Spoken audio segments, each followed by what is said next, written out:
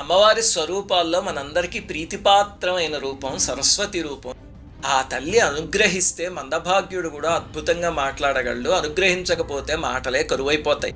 రామాయణంలో కథ ఉంది. రావణుడు, కుంభకర్ణుడు, విభీషణుడు ముగ్గురు బ్రహ్మగారికి ఘోరమైన తపస్సు చేస్తే రావణుడు వరాలు కోరుకున్నాడు. అవి లోకాల్ని సర్వనాశనం చేసేందుకు అనువైన వరాలు.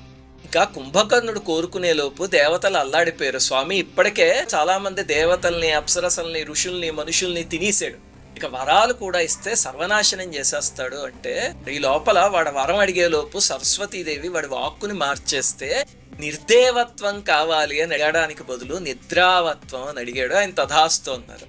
అప్పుడు ఇంక నిద్రపోవడం మొదలుపెట్టాడు. అమ్మ అనుకూలించకపోతే అలా ఉంటుంది, మరి అనుకూలిస్తే ఎలా ఉంటుంది అంటే, దేవీ భాగవతంలో ఇంకో కథ ఉంది, యాజ్ఞవల్క్య మహర్షి కథ.